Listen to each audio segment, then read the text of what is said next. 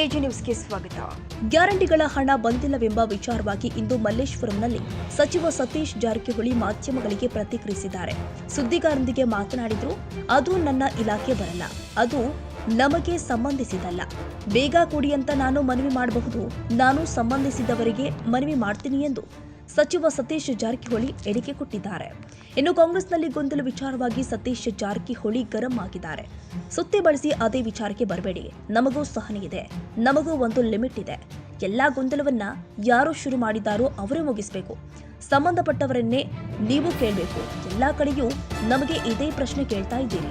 ಉಡುಪಿ ಹೋದ್ರೂ ಅದೇ ಪ್ರಶ್ನೆ, ಪುತ್ತೂರಲ್ಲೂ ಅದೇ ಪ್ರಶ್ನೆ, ಸುಳ್ಯದಲ್ಲೂ ಅದೇ ಪ್ರಶ್ನೆ. ಎಲ್ಲ ವಿಷಯಕ್ಕೂ ಸುತ್ತಿ ಬಳಸಿ ಅದೇ ಕೇಳಿದ್ರೆ ಹೇಗೆ? ಅದು ನನಗೆ ಸಂಬಂಧಪಟ್ಟ ವಿಷಯವಲ್ಲ. ನೀವು ಸುತ್ತಾಕಿ ಅದನ್ನೇ ಕೇಳ್ತೀರಾ. ಎಲ್ಲಾ ಕಡೆಯೂ ಇದನ್ನೇ ಕೇಳ್ತಾರೆ. ಮತ್ತೆ ಸುತ್ತಾಕಿ ಅದನ್ನೇ ಹೇಳಿದ್ರೆ ಹೇಗೆ? ಪದೇ ಒಂದನ್ನೇ 10 ಬಾರಿ ಕೇಳಿದ್ರೆ ಹೇಗೆ? ಅಧಿಕೃತ ಸ್ಥಾನದಲ್ಲಿ ಯಾರಿದ್ದಾರೆ ಅವರನ್ನ ಕೇಳಿ. ನಾನಾಗಿಯೇ ಎಲ್ಲೋ ಸಿದ್ದರಾಮಯ್ಯ ವಿಚಾರ ಗೊತ್ತಿಲ್ಲ, ನೀವು ಕೇಳಿದ್ರೆ ನಾನೇನು ಮಾಡಬೇಕು ಎಂದು ಸತೀಶ್ ಜಾರಕಿಹೊಳಿ ಗರಂ ಆಗಿದ್ದಾರೆ. ವಿರೋಧ ಪಕ್ಷದವರು ಸರ್ಕಾರವನ್ನು ಟೀಕೆ ಮಾಡ್ತಿದ್ದಾರೆ. ಕಳೆದ 3 ತಿಂಗಳಿಂದ ಅನ್ನಭಾಗ್ಯ ಯೋಜನೆ ಹಣ ಬಂದಿಲ್ಲ, ಗೃಹಲಕ್ಷ್ಮಿ ಯೋಜನೆ ಹಣ ಬಂದಿಲ್ಲ, ಸರ್ಕಾರ ಕಡೆಗಣಿಸ್ತಾ ಇದೆ. ನೋಡಿ, ಅದು ಅವ್ರ ಡಿಪಾರ್ಟ್ಮೆಂಟ್ ಅದ, ಅವ್ರು ಉತ್ತರ ಕೊಡ್ತಾರೆ. ಈಗ ಅವ್ರ ಇಲಾಖೆಯಿಂದ ಹೆಂಗೆ ಕೊಡ್ಲತ್ತ ಸಂಬಂಧಪಟ್ಟವ್ರು ಕೇಳಿದ್ರೆ ಅದಕ್ಕೆ ಏನೋ ಸರಿಯಾಗಿ ಉತ್ತರ ಕೊಡ್ಬೋದು. ಈಗ ನನ್ನ ಇಲಾಖೆದ ಕೇಳಿದ್ರೆ ಅಷ್ಟು ಮಾತ್ರ ಹೇಳ್ಬೋದು ನಾವು. ಇಲ್ಲ ನೀವು ಮತ್ತೆ ಸುತ್ತಾಕಿ ಎಲ್ಲೆಲ್ಲೋ ಬೇಡ. ನನಗೆ ಸಂಬಂಧಪಟ್ಟದ್ದು ಇಲಾಖೆ ಅಲ್ಲ, ನನಗೆ ಸಂಬಂಧ ಬರೋದಿಲ್ಲ. ನನಗೇನ್ರ ಸಂಬಂಧ ಇಲಾಖೆಗಿದ್ರೆ ಕೇಳಿದ್ರೆ ನಿಮಗೆ ಇರ್ಬೋದು. ಇದ್ರೆ ಏನಾಯ್ತು, ಅದು ಆ ಇಲಾಖೆಯವ್ರ ನಡೆಸೋದು ನಾ ಏನು ಮಾಡ್ರಿ? ಇರ್ಬೋದು.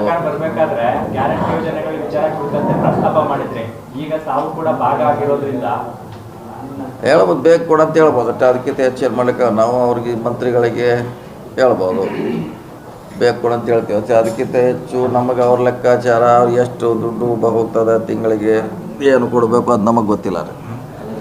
ಅವ್ರು ರಿಕ್ವೆಸ್ಟ್ ಮಾಡ್ತೀವಿ ನಾವು ಮಂತ್ರಿಗಳಿಗೆ ಬೇಕು ಕೊಡಿಸಿ ಅಂತ. ಸರ್ಕಾರ ಆರ್ಥಿಕ ಸಂಕಷ್ಟಕ್ಕೆ ಸಿಲುಕೊಂಡಿದೆ ಸರ್. ಸಾಕಷ್ಟು ಜನರಿಗೆ ಸ್ಯಾಲ್ರಿ ಆಗ್ತಾ ಇಲ್ಲ, MLA PA ಸ್ಯಾಲ್ರಿ ಆಗ್ತಿಲ್ಲ ಅಂತ ಆರ್ಥಿಕ ಇಲಾಖೆಗೆ ಲೆಟರ್ ಬರೆದಿದ್ದಾರೆ. ಹೊರಗುತ್ತಿಗೆಯವರಿಗಂತೂ 6-8 ತಿಂಗಳು ಸಂಬಳನೇ ಆಗಿಲ್ಲ. ಸರ್ಕಾರ ಆರ್ಥಿಕ ಸಂಕಷ್ಟಕ್ಕೆ ಸಿಲುಕೊಂಡಿದೆ. ಇದು ಹೊಸದಲ್ಲ ರೀ, ಈ ಥರ ಡಿಲೇ ಆಗಿರೋದು ಹೊಸದಲ್ಲ. ಯಾವುದೇ ಸರ್ಕಾರ ಬಂದಾಗ ಡಿಲೇ ಆಗಿ ಪೇಮೆಂಟ್ ಮಾಡೋದು ನೂರಾರು ಉದಾಹರಣೆಗಳಿದಾವೆ. ಸೊ ನಮ್ಮ ಸರ್ಕಾರ ಬಂದ ಮೇಲೆ ಆಗಿಲ್ಲ. ಸೊ ಹಿಂದಿನ ನೀವು ದಾಖಲೆ ತೆಗೆದು ನೋಡ್ರೆ ಆವಾಗ ಕೂಡ ಹಿಂಗೆ ಆಗಿದಂಥ ಉದಾಹರಣೆ, ಡಿಲೇ ಪೇಮೆಂಟ್ ಆಗಿದ್ದು ಸಾಕಷ್ಟಿದೆ. ಅದು ಸಂಬಳ ಇರ್ಬೋದು, ಗುತ್ತಿಗೆದಾರರ ಪೇಮೆಂಟ್ ಇರ್ಬೋದು, ಬೇರೆ ಏನಾರು ಇರ್ಬೋದು, ಸಾಕಷ್ಟು ಸರಿ ಆಗಿದ್ದು ಉದಾಹರಣೆ ಇದೆ. ಆದರೆ ಕೊಡಲಿಕ್ಕೆ ಬೇಕು, ಸರ್ಕಾರ ಕೊಡ್ತದೆ. ಲೇಟ್ ಆದರೂ ಕೂಡ ಕೊಡಲೇಬೇಕು, ಕೊಡ್ತಾರೆ. ಹೇಳಿದೆ ಬಂದಿದೆ, ಅದು ನಾಳೆ ಮೀಟಿಂಗ್ ಇದೆ ನ್ಯಾಷನಲ್ ಹೈವೇದವ್ರ ಜೊತೆ. ನಾವು ಜೂನ್ 30 ಮುಗಿಸ್ತೀವಿ ಅಂತ ಹೇಳಿದ್ದಾರೆ ಲಾಸ್ಟ್ ಟೈಮ್ ವಿಸಿಟ್ ಮಾಡಿದಾಗ. ಈಗ ನಾಳೆ ಇನ್ನೊಂದು ಸಾರಿ ಕೇಳ್ತೀವಿ, ಅವ್ರು ನಾಳೆ ಮೀಟಿಂಗ್ ಇದೆ.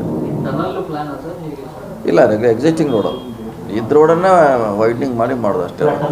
ಟನಲ್ ಅದು ಸಪ್ರೇಟ್ ಇಶ್ಯೂ, ಅದು ಬೇರೆ, ಅದು ಇನ್ನೂ ಬಂದಿಲ್ಲ. ಅದು ಬೇರೆ 3 ಕಿಲೋಮೀಟರ್. ಕನ್ನಡಿಗರ ಮೆಚ್ಚಿನ ನಿಮ್ಮ ಎಜೆ 24/7 ನ್ಯೂಸ್ ಕನ್ನಡ ವಾಹಿನಿ ಇದೀಗ ಟಿವಿಯಲ್ಲಿ ಲಭ್ಯ. ವೇಳೆ ನೋಟಿಸ್ ಕೊಟ್ಟಿದ್ರೆ ವಾಪಸ್ ತಗೋತೀವಿ. ಇವತ್ತು ವಕ್ಫ್ ಪ್ರಾಪರ್ಟಿ ಅಂತೇಳಿ ಬರ್ತದೆ ಅಂತ ಹೇಳಿದ್ರೆ ರೈತರು ಬೀದಿಗೆ ಬಂದ್ರೆ ಏನ್ ಮಾಡ್ಬೇಕಾಗತ್ತೆ? ಯಾರು ವೋಟ್ ಹಾಕಲಿಲ್ಲ ಅಂದ್ರೆ ಗ್ಯಾರಂಟಿನೆಲ್ಲ ಸ್ಟಾಪ್ ಮಾಡ್ಬಿಡ್ತೀವಿ.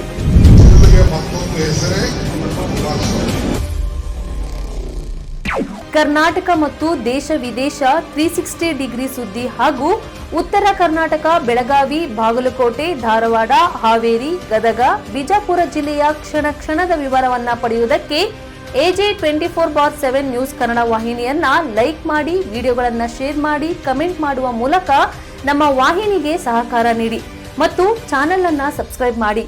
ಧನ್ಯವಾದಗಳು.